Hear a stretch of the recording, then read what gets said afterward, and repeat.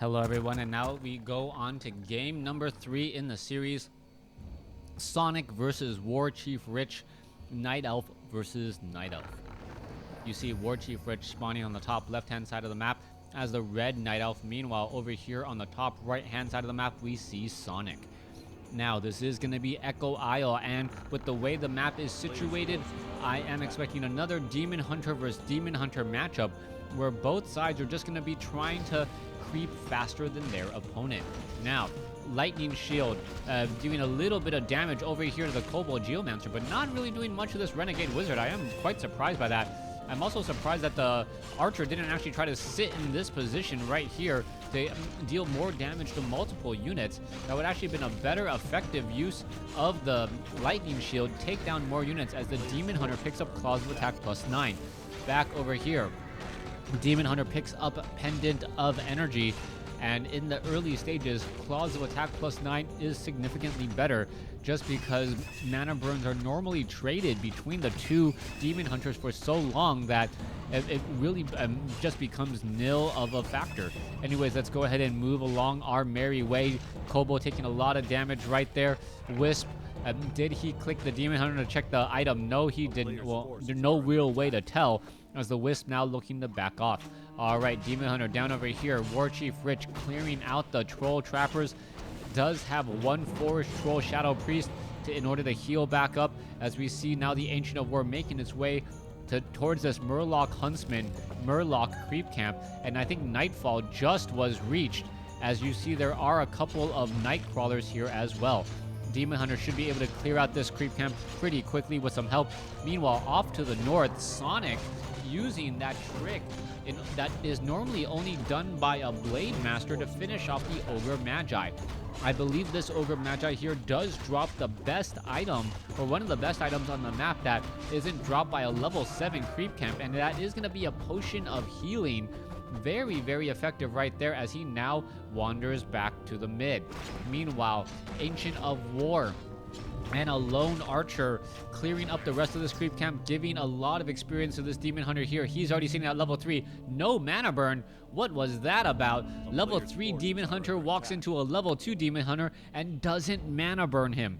That was perhaps one of the curious situations in this matchup already, as we are now looking also at detonation off over there. Troll Shadow Priest losing a bit of mana, but really no harm, no foul.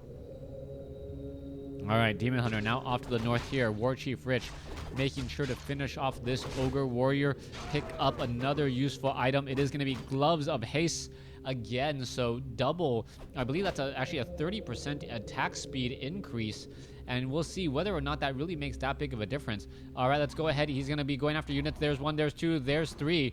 And yeah, that damage is really coming out much faster than you would have normally expected.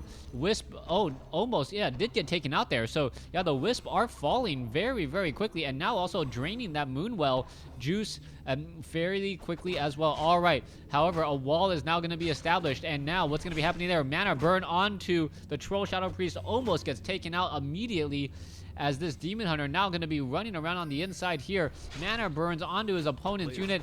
Wisp now shows up. Demon Hunter now trying to get away. Is he going to be able to get away? Scroll of Town Portal in order to get the heck out of dodge, and that is pretty much going to be it. Wisp almost gets taken down as well, but no, it's going to hang on with 10 life. Demon Hunter almost gets killed, heads back home, now back to full life. That is the story of every Demon Hunter in every Warcraft 3 game that I know of. The only thing you can really add is that he adds a Staff of Teleportation to get back into the fight in a moment.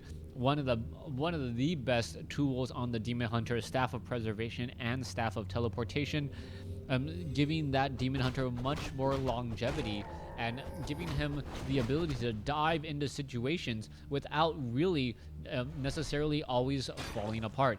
Demon Hunter now going after this one Ancient of Lore, both sides pretty much out of mana. You can see 50 mana here, 0 mana on both sides now, as the Demon Hunter now getting in some extra shots. That Demon Hunter taking a lot of damage, but able to delay that Ancient of Lore.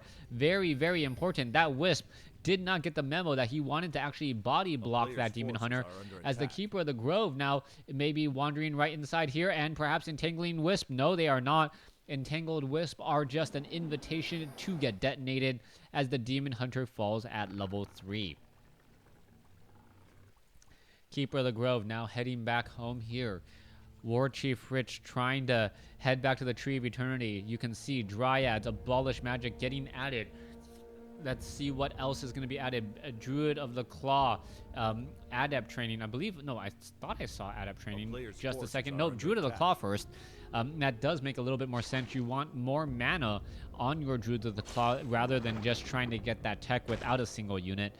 Meanwhile, the Keeper of the Grove is going to be venturing forth right in here. You can see Ancient of Wonders suffering a fair bit of damage. A lot of piercing damage finishes off that Ancient of Wonders as the Keeper of the Grove now gets an entangle on the Demon Hunter.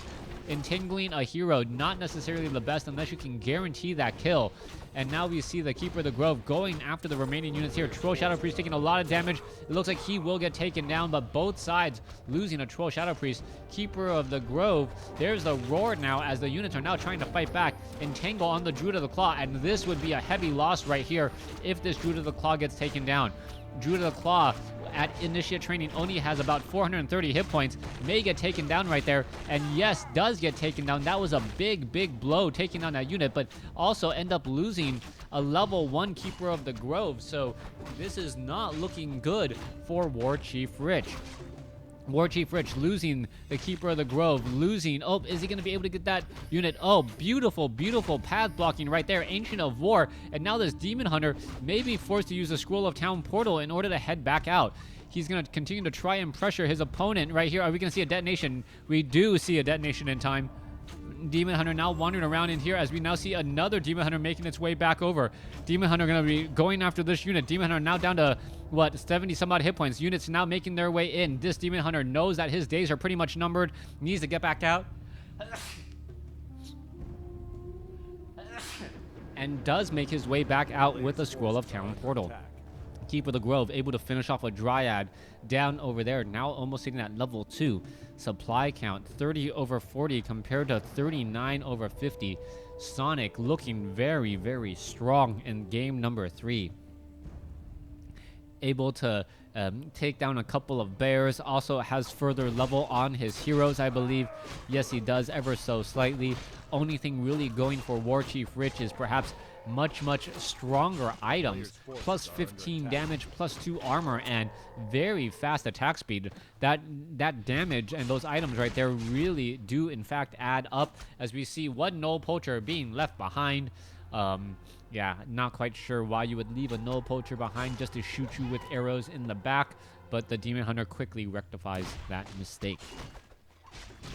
Demon Hunter gets the Keeper of the Grove to level 2. Continuing the push here.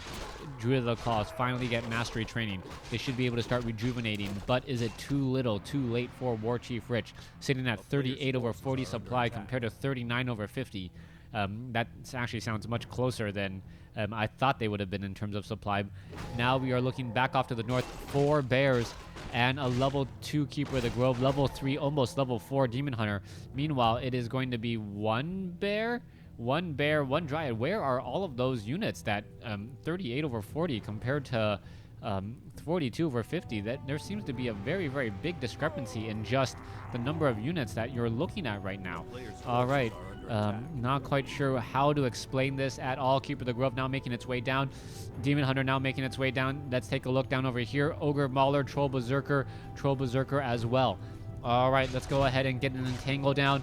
Nope, no entangle at all. The Keeper of the Grove deciding to back off. We're going to see a double mana burn all the way. And now Abolish Magic in order to remove the rejuvenation. Bear is now engaging here. And the Abolish Magics are very important, as we now see another hit now coming through. Rejuvenation saving that Demon Hunter once more. That Demon Hunter plus 20 attack. Roar adding an additional plus 5 damage. On top of a very devastating plus 15 from those Claws of Attack. All right, base damage almost nearly doubled as we're now making our way back over here. Druid of the Claw going to try and engage. And are we going to see another mana burn? Yes, we are. There's the Entangle. And we may see a surround. No surround, but the Dryads did get in 2 slow poison hits as the Demon Hunter trying to get that last hit onto that Demon Hunter there. Unable to, as that Demon Hunter does not have Boots of Speed. Not quite sure what to make of that. Sonik needs to get to level 4 on that Demon Hunter. A little bit more damage would go a long way. And I am surprised that Huntress shaped here, or WarchiefRich, does not have an Orb of Venom. That Orb of Venom really adds a lot of damage over time. Oh, I take it back. Now has an Orb of Venom, drops the Ring of Protection, and now still at plus 20 damage without Roar. 49 over 50, getting reinforced hide, so additional upgrades on the armor of the units here. Let's take a look at those. It is now 1-1 upgrades for Sonic's Druids of the Claw. Now let's go ahead and head back over here. The units are now making their way over here. It looks as though, no, wait, nothing really to ping off over here as the Demon Hunter now making their way off to the north again. Let's take a look. I don't see any more upgrades. No more upgrades, but sitting at 56 over 60 supply now. Going there, and oh, Druid of the Claw getting caught in transit. Another bear now taken out, and that may end up costing 2 bears and taken out before their prime. Bears, the main primary unit that you need to keep track of in a Night Elf versus Night Elf matchup, and they were just pretty much unaccounted for. All right, Bears now ready to go again. Let's take a look at this.